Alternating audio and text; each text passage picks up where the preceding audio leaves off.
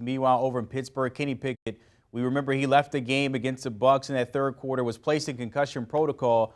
But we're just a few days removed from that. He's been cleared medically, according to Mike Tomlin, that he'll play this Sunday. I want you to take a listen to Mike Tomlin, his answering the question of Pickett rolling on Sunday.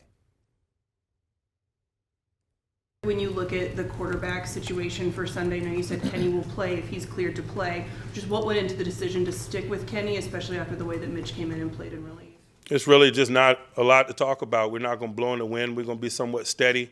I've been consistent in my messaging regarding decision-making in that position. I think it helps those that are playing. I think it helps the team in terms of who to follow, and we're not going to flip the script now. With somebody in concussion protocol, no matter the position, do you have to get, and if he's able to practice, you have to get the backup more snaps just in case? It just depends on what they have been cleared to do from a participation standpoint. Oftentimes someone's in the protocol and they've got complete clearance in terms of full participation, and so you let them participate.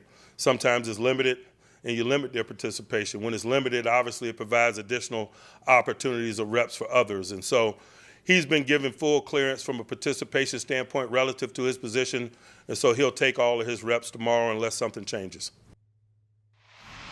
Ryan, I'm curious, what did you decipher from that from Tomlin? It seems like he's cleared, maybe roll Sunday. What do you take? What's your takeaway on that? Well, he's clear that Kenny Pickett, if cleared, will play. Also said participation 15 times. Drink your water if you hear it. But what he's also saying is if Kenny Pickett can play, that he's going to continue to be the leader. And I agree with him. That last game against Tampa Bay before he got knocked out, Kenny Pickett was making quick throws, forcing the ball in there a way that rookies rarely do in the NFL. The Steelers got their guy in Kenny Pickett. Now, I will say, and I want to point out that many other leagues, no one comes back from a concussion just 5 days later, but there are different levels of concussions. Rarely do concussions heal within a week, but make no mistake, Mike Tomlin's telling you right there that Kenny Pickett will play if possible. And you're also probably going to get Tua Tagovailoa in this game as well. So this is a tough sledding game in terms of quarterbacks being able to get cleared and play. But hopefully both teams are doing everything they can medically to make sure these athletes are healthy when they do play. By the way, Tua, of course, practicing for the first time since week 4 in that hit there that we saw in prime time. As always, Ryan Harris breaking it all down for us.